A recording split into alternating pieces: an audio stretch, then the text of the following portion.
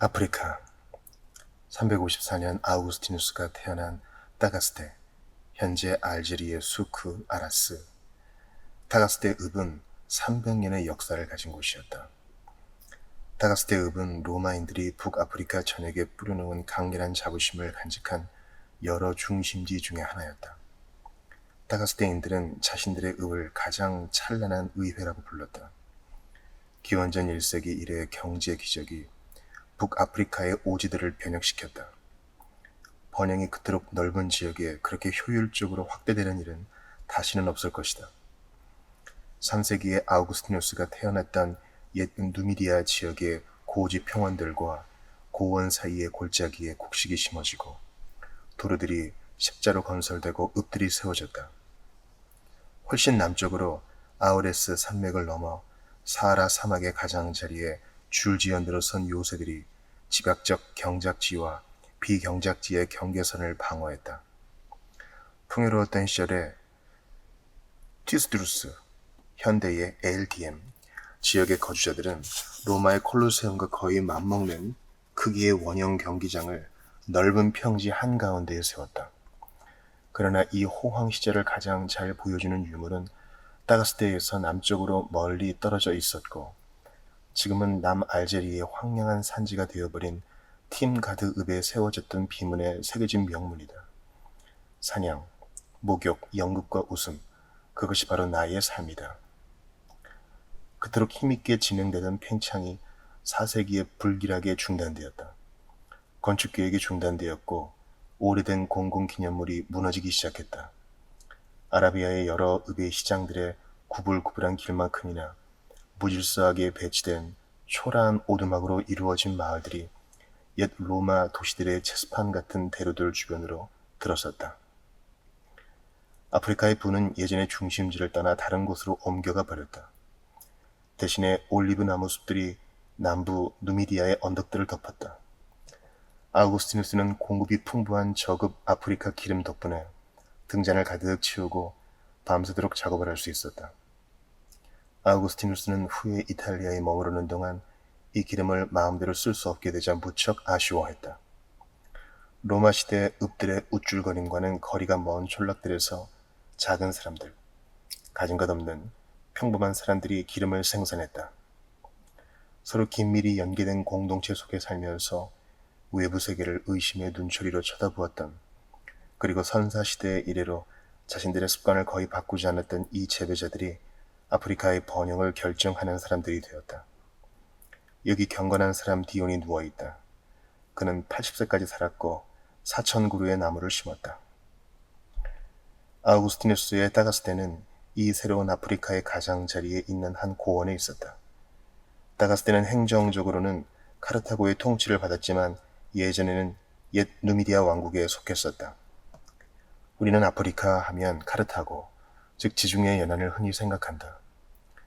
그러나 아우구스티누스는 거대한 소나무 숲과 곡물과 올리브들이 심어진 높은 계곡에 의해 지중해와 격리된 지역, 바다에서 200마일 떨어져 있고 해발 2000피트가 넘는 지역에서 자랐다. 소년이었을 때 아우구스티누스는 한 컵의 물잔을 바라보면서 바다가 어떻게 생겼을까 상상해 보았을 뿐이다. 이곳은 농부들의 세계였다. 읍은 문명의 상징이었지만 농촌과 완전히 동떨어져 있었던 것은 아니다. 자부심이 대단했음에도 불구하고 이 작은 로마인들, 즉 읍민들은 현대의 에스파냐의 촌락이나 남이탈리아의 읍의 거주자들과 똑같은 방식으로 농촌이 제공하는 식량에 의존해 살았으며 읍의 인구는 고작 몇천 명에 불과했다. 이 시골 지역에서는 여유 있는 자들만이 삶의 즐거움을 추구했다. 우리는 모자이크들에서 아프리카, 로마인들의 농촌 대저택들을 볼 수 있다. 그 저택들은 작은 방목지, 양어못, 관상용 사이프러스 숲으로 둘러싸인 2층 빌라였다. 소유주들은 그 시대에 멋지게 늘어진 의복을 입고 말 등에 올라타서 사냥하며 굽실거리는 농민들의 절을 받는 것으로 묘사되어 있다. 이들은 도시에서나 농촌에서나 공동체의 보호자들이었다. 그들이 큰 규모의 종자, 수행원들을 거느리고 광장을 활보할 때면 가난한 사람들은 일어서서 깊이 몸을 숙여 지배자에게 절을 해야 한다는 것을 잘 알고 있었다. 또한 농촌에는 비참함이 만연했다. 즉 아사 직전에 이를 정도로 굶주렸던 등이 휜 자들의 비참함과 제정 러시아 시기와 같은 잔인함이 만연했다. 아우구스티누스가 태어나기 10년 전에 남 누미디아에서 농민 반란이 있었는데 이 반란은 기독교의 전투적인 분파의 색채를 띠었다. 아우구스티누스는 도시에서 살았고 하층민에 비하면 형편이 나아서 그런 비참함을 겪지 않았다. 사실 그는 교사로서 그리고 후에는 주교로서 시골과 직접 접촉하지 않은 소수 가운데 한 명이었다. 그는 심지어 원예에 대해 향수 어린 목소리로 말하고 농사를 상쾌한 운동으로 간주할 정도였다. 후에 책상에 틀어박혀 있었을 때 아우구스티누스는 새를 사냥하며 농촌을 돌아다녔던 옛날의 아슬아한 기억들을 떠올릴 수 있을 뿐이었다. 로마읍의 온전한 성원이 되기 위해서 아우구스티누스는 자유롭고 교양이 있어야 했다. 즉, 꼭 부자일 필요는 없었다. 그의 아버지 파트리키우스는 자치도시의 하찮은 시민, 즉 재산이 많지 않은 가난한 사람이었다. 아우구스티누스는 공공하지만 자부심이 있는 지방 젠틀맨, 중소 지주들 무리의 힘들고 경쟁적인 세계에서 성장했다. 이런 사람들에게서 성공을 위한 유일한 길 중 하나는 고전 교육을 받는 것이었다. 아우구스티누스는 하마터면 이 교육조차 제대로 받지 못할 뻔했다. 아우구스티누스의 어린 시절은 그에게 생명과 같은 교육을 제공하기 위해서 아버지가 행한 희생으로 그늘져 있었다. 파트리키우스와 그의 가족은 제대로 옷을 입지 못했고 생활을 힘들게 꾸려나가야 했다. 비참했던 한 해 동안 아우구스티누스는 마두라 혹은 마다우로스로 현대의 무다루로츠 마두라의 쾌적한 대학읍에서 학업을 포기하고 원시적인 타가스테에서 방치된 채 지내야 했다. 그의 사촌들은 더 운이 없었다. 그들은 적절한 교육을 계속 받지 못했고 읽지도 쓰지도 못하는 소지주들의 협소한 세계에서 가난과 권태로움과 맞서야 했다. 그러나 파트리키우스는 친척이라는 것을 앞세워 지역의 명사인 로마니아누스의 후원을 요청할 수 있었다. 로마니아누스는 로마 제국 법정에서 자신의 재산을 지키기 위해 자주 이탈리아로 가곤 했다. 그는 야생동물 쇼를 제공하거나 아우구스티누스와 같은 젊은이들을 후원함으로써 권력을 과시하기 위해 타가스테로 돌아오곤 했다. 그의 동료 읍 사람들은 그의 공적을 기리는 찬사나 조각상을 바치곤 했다. 그는 황제가 주는 칭호나 행정직도 기대할 수 있었다. 사회적 유동성이 강했던 4세기 세계에서 행운과 재능은 파트리키우스와 로마니아누스 사이의 간격을 가깝게 만들어 주었다. 385년에 아우구스티누스는 밀라노에서 수사 교사가 될 것인데 그렇게 되면 부유한 상속녀와 결혼하거나 지방의 관리가 되는 것을 기대할 수 있었다. 그 시절에 아우구스티누스가 당시에 성공한 다른 아프리카인들이 그랬던 것처럼 과거를 회상했을 수도 있을 것이다. 나는 가난하고 교육받지 못한 자의 아들로 농촌에서 자랐다. 열심히 공부한 결과 나는 이제 귀족 생활을 하게 되었다. 파트리키우스와 로마니아누스와 같은 사람들이 까닭없이 자신들을 로마인이라고 생각했던 것은 아니다. 아우구스티누스가 라틴어가 아닌 다른 언어를 구사할 가능성은 거의 없었다. 그는 거의 전적으로 라틴어만을 사용하는 문화를 성공적으로 받아들였다. 그 문화는 기존의 토착 전통과는 완전히 다른 것이어서 마치 비문명 상태에서 문명 상태로 넘어가는 것과 같았다. 그런 사람들, 아우구스티누스와 같은 사람들만이 로마적 관점으로 아프리카에서 비로마적인 것을 생각할 수 있었다. 아우구스티누스는 토착 방언을 카르타고적이라는 단어를 사용해서 묘사하게 될 것이다. 대부분의 농촌 사람들은 이 방언만을 구사했고 많은 은민들은 라틴어와 방언을 둘 다 사용했다. 아우구스티누스가 그렇게 했던 것은 그런 사람들이 옛 카르타고인들의 말을 사용했기 때문이 아니다.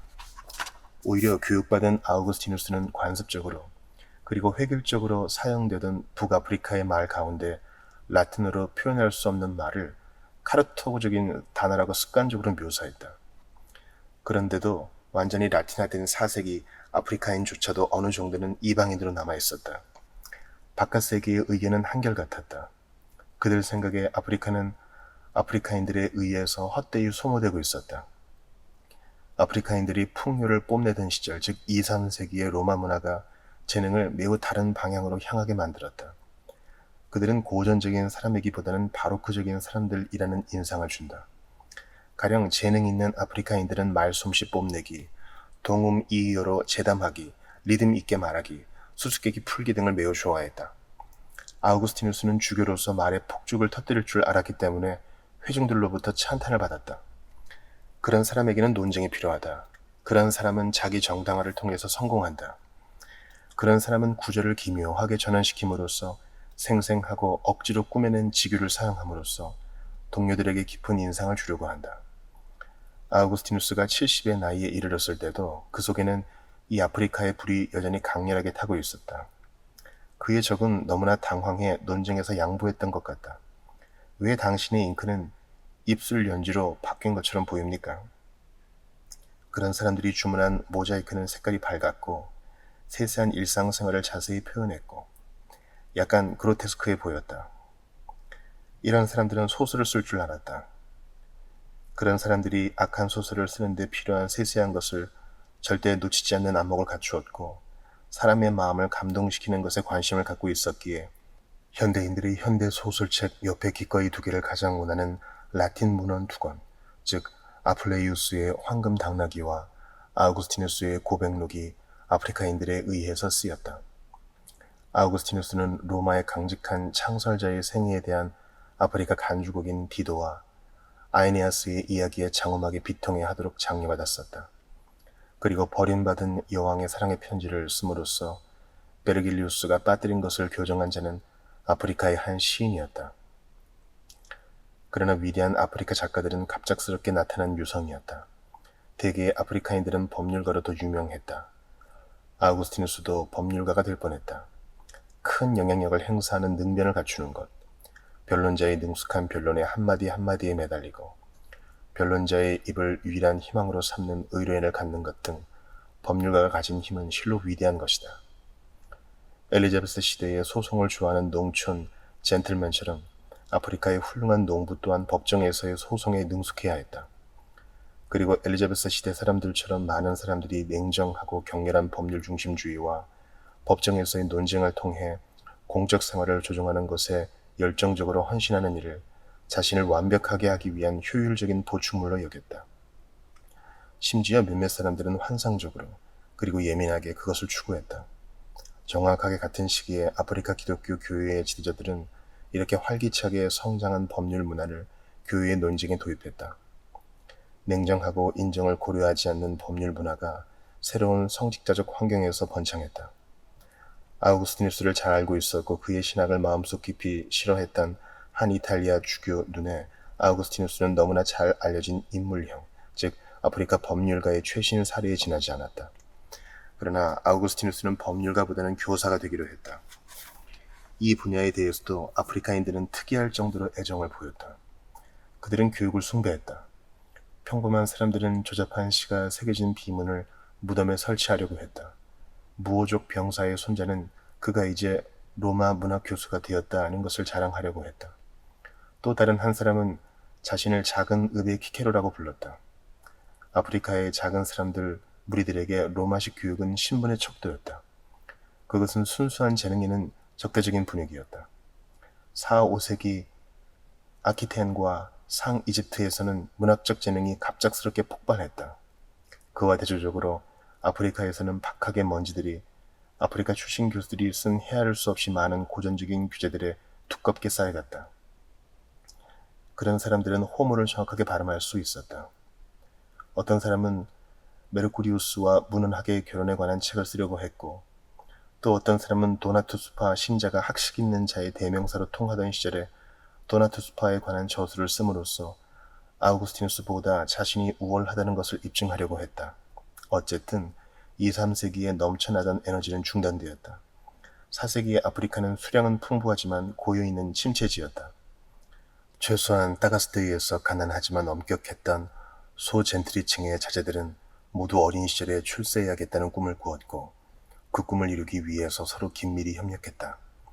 우리는 아우구스티누스의 자서전 뒷면에서 이 집단 전기의 흔적을 엿볼 수 있다. 이들 눈에 띄는 젊은이들은 아프리카의 작은 읍의 따분한 정체를 벗어나려는 확고한 의지를 가질 운명을 타고났다. 많은 그런 친구들은 일생 협력했다. 열성 있는 학자 무리인 그들은 중년에 이르렀을 때 아프리카 가톨릭 교회의 운명을 결정하는 세력 있는 주교단이 되었다. 주교로서 아우구스티누스가 사용한 나의 가장 소중한 친구, 동료, 읍사람이라는 표현은 공적인 생활에 사용되던 로마의 옛 언어를 가톨릭적 위계라는 새로운 세계로 가져온 것이었다. 그런데도 아우구스티누스 세대의 이런 옛 방식들은 사람들을 만족시키지 못했다.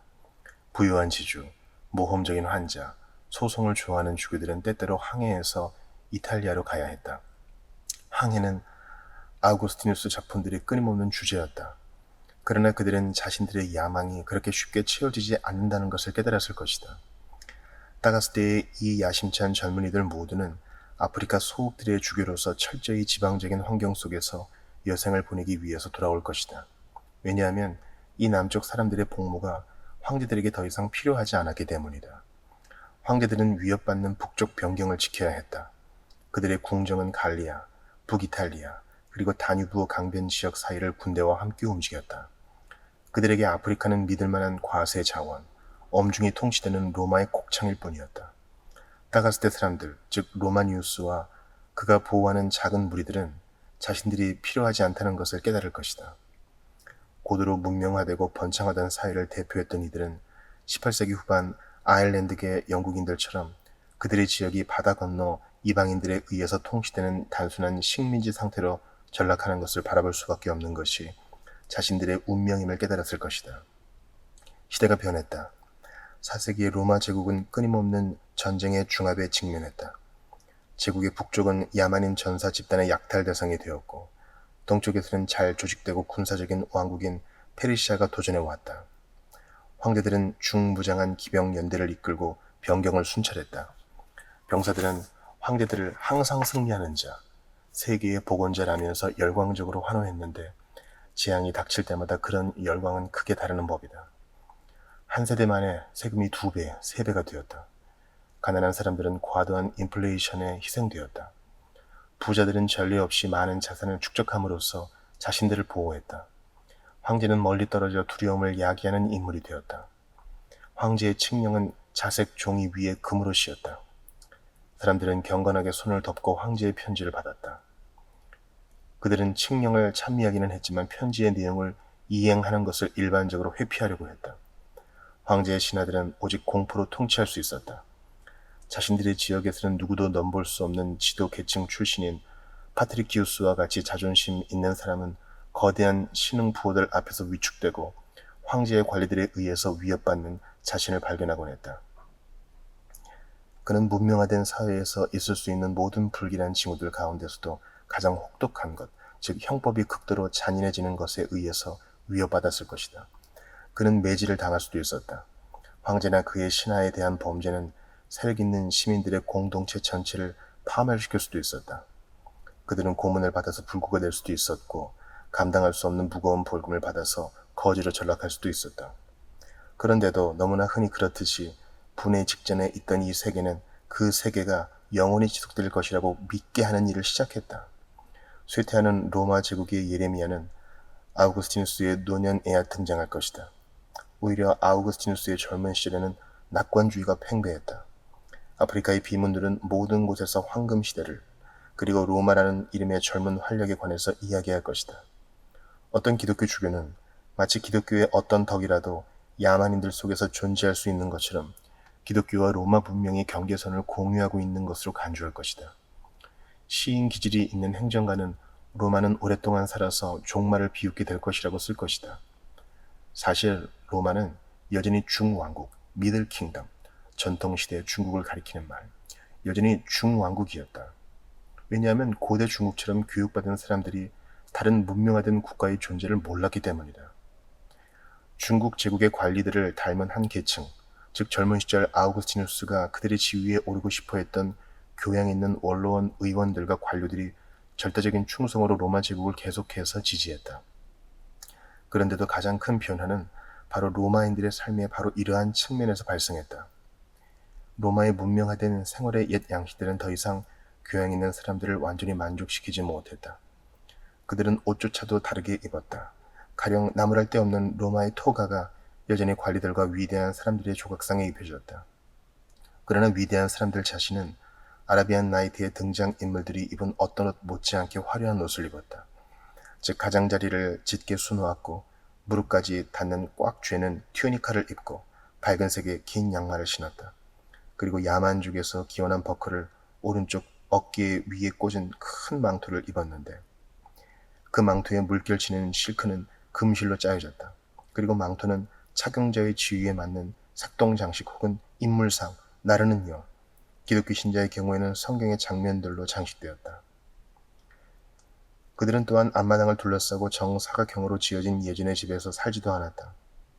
이제 그들은 상감한 대리석과 무지개 색깔의 모자이크가 빛나는 복합저택에서 살았다. 그 저택들은 기둥들로 받쳐진 연속 아치들과 도움 천장을 하고 두꺼운 커튼을 단 높이가 다른 홀들로서 사생활과 진한 신비라는 새로운 감각을 표현하기 위해서 안쪽에서 바깥쪽으로 지어졌다. 조각상에 표현된 후기 로마 사람들의 상은 종종 모든 변화 중에서 가장 파급 효과가 큰 변화를 보여준다.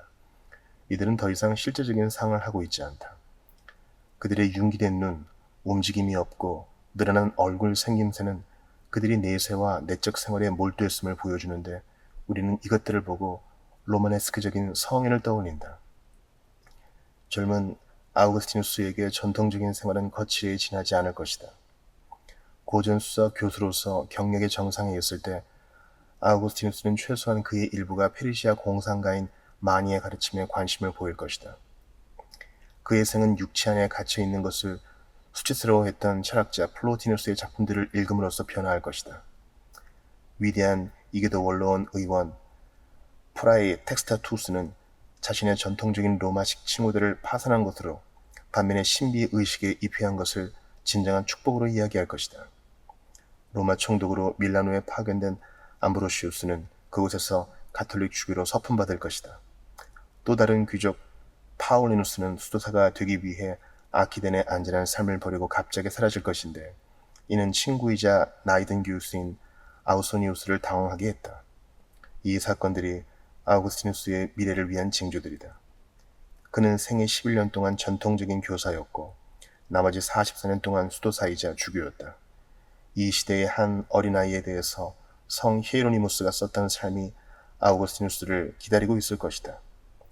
그런 세계에서 파카툴라는 태어났다. 그녀가 놀고 있을 때 재앙이 그녀를 둘러쌌다. 그녀는 웃는 것보다 슬퍼하는 것을 먼저 알 것이다. 그녀는 과거를 잊어버리고 현재로부터 도망치며 다가올 삶을 열렬하게 기다린다. 모니카. 아우구스티누스가 사안들을 바라보았던 방법에는 늘 무언가 도전적인 면이 있는데 특히 그의 전기작가 눈에는 그렇다. 아우구스티누스 자신의 대작이 그가 히포의 주교가 되었던 대략 43세의 나이에 쓴 자서전, 즉 고백록이기 때문이다.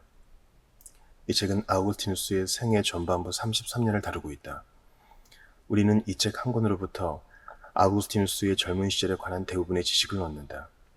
그러나 이 책은 뛰어난 예술적 기교로서 인습적인 전기물들의 전제들을 무너뜨렸다.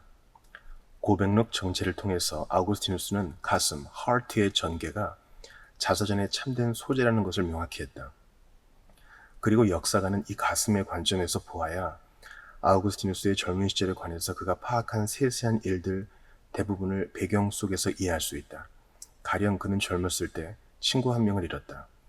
아우구스티누스는 그 친구의 이름을 밝히지 않았고 다만 그의 죽음에 대해서는 다음과 같이 썼다. 나의 마음은 슬픔으로 우울해진다. 내가 쳐다보는 모든 곳에서 나는 오직 죽음을 볼 뿐이다. 내 고향 읍은 나에게 고통이 되었고 내 집은 비참하기 짝이 없는 기괴한 거주지가 되어버렸다. 우리가 같이 했던 모든 것이 이제 그가 없는 상황에서는 섬뜩한 시련일 뿐이다. 나의 눈은 모든 곳에서 그를 찾지만 그는 보이지 않는다. 나는 우리가 같이 있었던 모든 곳을 증오한다. 그가 그곳에 없고 그곳들이 더 이상 여기 그가 온다고 속삭이지 않기 때문이다. 그렇지만 아우구스티누스는 이렇게 가슴에 대해서 분석할 때 세세한 것 하나하나를 놓치지 않고 놀라운 통찰력으로 깊이 살핀다. 그는 인간이 최초의 악이었을 때 어떻게 행동했는가를 잊어버려야 할 이유를 찾지 못했다. 그의 부모는 신앙심 깊은 상투옥으로 명백하게 그를 속였다. 따라서 중년의 주교는 자기 자신을 성찰했다. 그가 보았던 것은 순진한 아기가 아니었다. 그 아기는 격정적인 탐욕으로 어머니의 가슴으로 달려들었다. 그 아기는 원하는 것을 표현하는데 실패할 때마다 분노를 폭발시켰다. 아기를 순진하게 보이게 하는 것은 아이의 육체적 연약함이지 아기의 내적 속성이 아니다. 나는 아이들이 질투하는 것을 보아왔다. 아이는 너무 어려서 말을 하지는 못하지만 다른 아기가 자기 엄마 품에 안기는 것을 보고는 분노에 차서 경노한다. 그런데도 아우구스티누스는 또한 평온한 기쁨의 순간들을 볼 것이다. 나는 여인의 저지 주는 위안으로 이 세상에 온 것을 환영받았다. 내가 여인들로부터 좋은 것을 그렇게 많이 받은 것은 그녀들을 위해서도 좋은 경험이다. 후에 나는 처음으로 잠을 잘 때, 그리고 나중에는 깨어 있을 때도 웃기 시작했다. 이런 식으로 고백록에는 밝은 빛의 조각들이 얼룩져 있다. 그렇지만 우리는 고백록에 간간히 언급된 내용과 다른 작품들로부터 아우구스티누스에게 최소한 한 명의 형제 나비기우스와 아마도 2명의 자매가 있었다는 것과 그가 태어났을 때 어머니가 23살이었다는 것밖에 모른다. 고백록에서 아우구스티누스가 기억하는 것은 내면의 삶이다. 그리고 이 내면의 삶은 한 명의 인물, 즉 어머니 모니카에 의해서 좌우되었다. 이 세상의 어머니 가운데서 자식에게 큰 영향을 끼쳐서 오늘날까지 기억되는 자는 많지 않으며, 특히 아우구스티누스와 같이 복잡한 인물의 어머니가 그러는 것은 쉽지 않다. 고백록은 안과 밖에서 어머니와 아들의 관계가 늘 끊어지지 않은 시를 이루고 있는 것으로 유명하다. 그런데도 그런 관계는 둘이서 만드는 것이다. 아우구스티누스가 어머니에 대해서 말했던 것은 어머니의 특성 못지않게 그의 특성을 알게 해준다. 그가 어머니에 대해서 무엇을 말했는가는 그것을 어떻게 말했는가보다 덜 중요하다. 이따금 우리는 정말로 감명 깊은 여인을 볼 수 있다. 즉 그녀의 아들이 주교로서 갖추고자 했던 성품들의 많은 것을 그녀에게서 볼 수 있다. 그녀는 절제력이 있었으며 위엄이 있었고 소문에 흔들리지 않았고 주변 사람들의 확고한 중재자였고 아들처럼 효율적으로 풍자를 구사할 줄 알았다. 그녀는 기독교 가문에서 엄격하게 자랐다. 그녀는 학식 있는 자들이 원시적인 것으로 늘 배격해버렸던 아프리카 교회의 전통적인 관습들과 안식일 금식, 죽은 자의 무덤 앞에서의 식사를 고집스럽게 지켰다. 그런데도 그녀는 전적으로 소박하기만 한 영혼은 아니었다.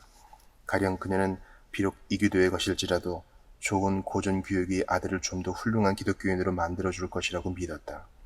무엇보다도 그녀는 내면에 풍부한 자원을 가진 여자였다. 그녀의 확신은 지칠 줄 몰랐다. 그녀는 인상적인 꿈들을 꾸면서 아들의 삶의 과정에 대해서 얘기는 했는데 그녀는 자신이 그 꿈들 가운데 어떤 것이 믿을 만한 것인지를 본능적으로 구분할 수 있다고 확신했다. 그런데도 아우구스티누스가 고백록 9권에서 제시하고 있는 모니카에 대한 균형 잡힌 상은 9권 이전 권들 대부분에서는 무너져 버린다. 자신의 어린 시절에 대한 아우구스티누스의 묘사에 따르면 모니카는 집요한 인물이었다. 그녀는 대개의 어머니들이 그렇듯이 나를 자신과 함께 두려고 했는데 그것이 다른 어머니들보다 훨씬 심했다. 자식들 중 하나가 길을 잃고 헤맬 때마다 그녀는 마치 해산의 고통을 다시 겪는 것처럼 행동했다.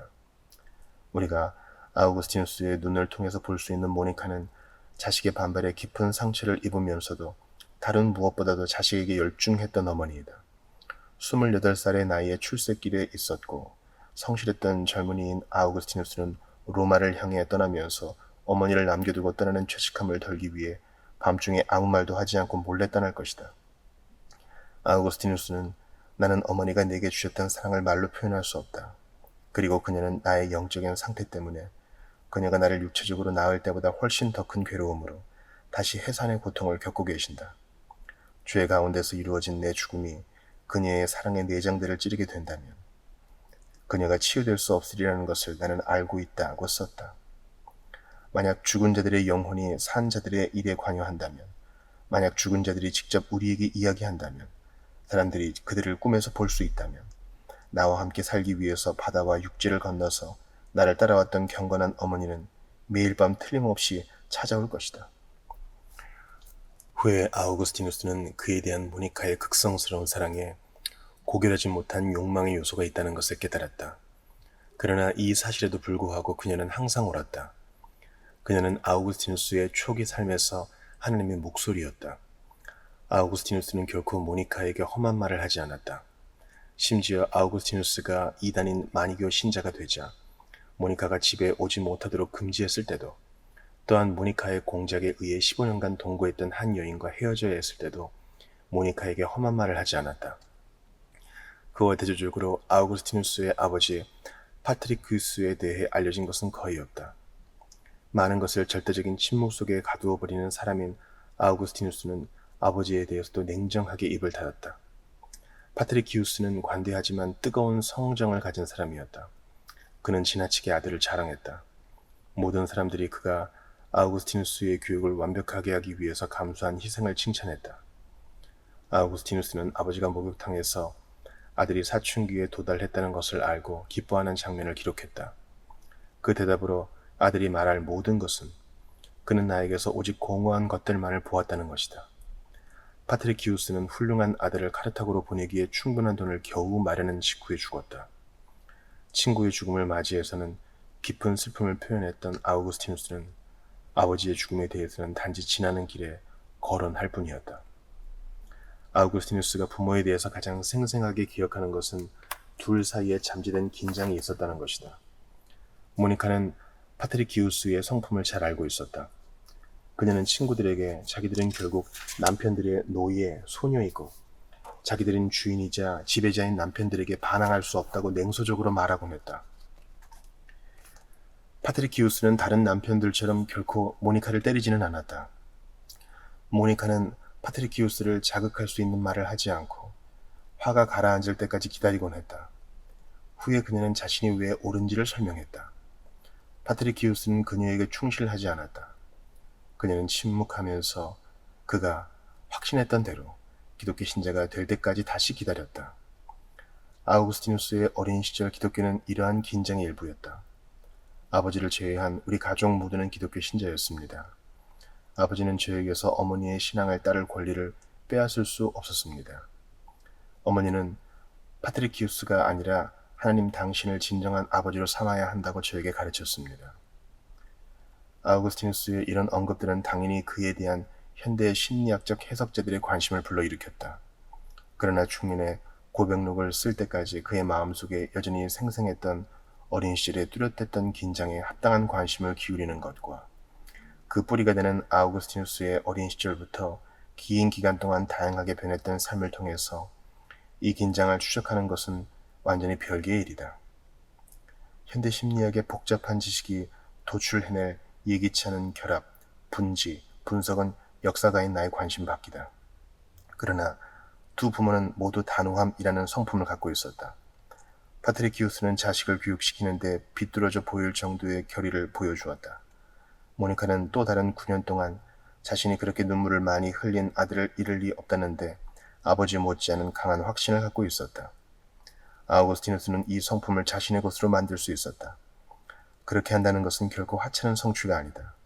우리는 그 결과를 무엇보다도 아우구스티누스가 교회의 적들을 박해하고 단호하게 자신의 사상을 고집하는 방법에서 볼 수 있다. 사람들은 파트리키우스와 모니카가 4세기 아프리카 가톨릭 주교에게 매우 적절한 부모였다고 생각한다. 요컨대 그는 사적 관계가 강렬했던 사람들 사이에서 성장할 것이다. 다가스테의 주민들은 공공연히 문 밖에서 살곤 했다. 부인과 사이가 크게 나빠진 남자는 친구들과 피보호자들에 둘러싸인 채 온종일 광장에서 시간을 보냈는데 해가 지고 집으로 돌아갈 시간이 되면 마음이 가라앉곤 했다. 나는 나의 날들의 대부분에 깨끗한 햇빛을 즐겼다. 나는 모든 사람들에게 항상 친절했다. 왜 모든 사람이 나를 아쉬워하지 않겠는가? 이것이 공적인 삶이다. 이런 삶 속에서 사람들은 무엇보다도 평판을 유지하는 데 신경을 쓴다. 사람들의 입속에 영원히 사는 것이 성공한 아프리카인의 야망이었다. 그들의 묘지 비문을 읽어보면 아우구스티누스가 바로 아프리카 로마인이었기에 칭찬에 대한 사랑이 초기 로마인들을 자극하기에 충분했다고 생각할 수 있었음을 알 수 있다. 이 공적인 전선은 극도로 끼어지기 쉬웠다. 아프리카인들은 친구들의 정체를 폭로하는 데 있어 전문가들이었다. 아우구스티누스 자신도 한때 냉담한 빈정거림이 대가였다.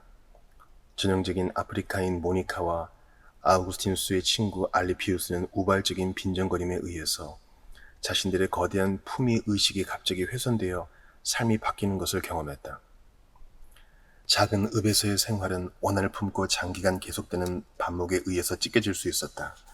사람들은 시편에서 노래되는 나의 원수라는 단어만 들어도 화가 나서 창백해질 수 있었다. 아우구스티누스가 매우 깊게 이해했던 감정 중에 하나가 질투라는 것은 놀라운 일이 아니다. 우리는 아우구스티누스의 동료 아프리카인들 사이에서 질투가 얼마나 강력했는가를 저기를 띤 눈초리에 대항하기 위해서 만들었던 20여 개의 부적에서 확인할 수 있다. 극도로 과민하게도 이 사람들은 또한 서로에게 지독스럽게 충실했다. 앞으로 살펴보겠지만 아우구스티누스는 인생의 아무리 짧은 시기라도 친한 친구와 심지어 혈족 없이는 살지 않을 것이다. 초기 교회의 사상가 중에서 그렇게 인간관계의 본질에 대해서 열중했던 사상가는 없다. 성장하는 동안 밀접하게 연관되었던 세계만큼 아우구스티누스가 중요하게 생각했던 다른 환경은 거의 없다. 우리는 이런 사람들의 상상력의 내면 양식들을 그들의 종교적 신념에서 살펴볼 수 있다. 고지의 누미디아인들은 늘 특이한 삶의 방식을 유지하는 현대의 베르베르, 북아프리카 원주민들과 매우 닮았다. 심지어 모니카라는 이름 자체도 그 가문이 예전에 믿었던 신앙의 결과물로서 지역의 여신 몬에서 유래한 것 같다. 카르타고인처럼 누미디아인들도 고전기 그리스 로마의 인간의 모습을 가진 올림포스의 신들을 숭배한 적이 결코 없었다. 그들의 신은 거룩한 산에서 숭배되는 최고 신들이었는데 페니키아인을 통해서 알게 된 두려운 야훼와 매우 닮은 존재였다. 아프리카의 최고 신은 사투르누스였는데 그는 궁극적인 아버지, 거룩한 일자, 영원한 일자라고 불렸다. 그에 대한 신앙은 두려움, 희생속죄, 정화, 의식의 종교였다. 그는 자신의 사자를 꿈에 보냈다. 요컨대 그는 엄격하게 요구하고 잘 정의되지 않는 아버지였고 사람들은 경건한 두려움 속에 그를 늙은 현자라고 불렀다. 그러나 카르타고에서 이 두려운 아버지는 위대한 여성신, 즉 하늘의 여신에 의해서 힘을 잃었다. 이 어머니 신은 모든 사람을 열중케 했는데 기독교 부모들조차도 현명하게 자식들을 이 신에게 바쳤다. 아프리카에서는 기독교 신앙 또한 격정적이었다. 신자들은 술에 취하고 노래를 부르고 거친 춤을 추면서 황홀경의 경험을 추구했다. 실제로 아프리카 회중들에게는 술 중독이 만연했다. 꿈과 무아지경이 널리 퍼져 평범한 농민도 혼수 상태에서 며칠씩 누워있곤 했다. 앞에서 살펴보았듯이 모니카도 자신의 꿈을 크게 신뢰했다. 사람들은 꿈을 다른 세계의 직접적인 섬광이라고 여겼고 그 세계가 사람들이 자고 있을 때 매우 물리적으로 사람들에게 영감을 주고 지도하기 위해서 꿈을 통해 나타난다고 생각했다. 그런 꿈들은 위대한 꿈들이었고 특히 무시무시한 전투와 연계되었다. 두 세대 동안 아프리카 기독교 신자들 대부분은 외부 세계를 불결한 것으로 거부하고 순수한 주교들 아래 모여들었다. 그 추종자들 가운데 한 무리는 외부 세계를 공격하는 결사로 그리고 그들 사이에 의식적 자살 전통을 가진 것으로 유명했다. 마찬가지로 격정적이었던 아우구스티누스와 그의 친구들은 만이교 신자였던 동안에 육체가 절대적 선과 통제할 수 없는 악 사이에서 찢어졌다는 것을 너무나 쉽게 믿었다. 이 아프리카 기질에 대해 말을 늘어놓는 것은 쉽다. 그러나 지방사회에서 통용되던 가혹하고 엄격한 행동 양식들이 가진 힘을 무시해서는 안 될 것이다. 그의 나이에 30이 되면 그런 양식들이 아우구스티누스에게 영향을 끼치지 않을 것이다. 그 무렵 그의 초기 생애는 정점에 달했다. 즉 아우구스티누스는 고전 수사학자로 밀라노에서 일했고 이탈리아에 계속 머물려고 했다. 그는 19세기 파리에 정착한 서구화된 러시아인과 같은 처지였을 것이다. 그러나 그는 머지않아 운둔자로서 그리고 그 다음에는 성직자로서 그리고 후에는 주교로서 아프리카의 소박한 사람들 사이에서 여생을 보내기 위해 고향으로 돌아올 것이다. 19세기의 신성 러시아처럼 아프리카 세계는 그의 둘레를 포위할 것이고 대부분의 지식인들의 경우가 종종 그런 것처럼 그 세계가 한 번 거부당한 적이 있기 때문에 훨씬 더 효율적으로 그를 포위할 것이다.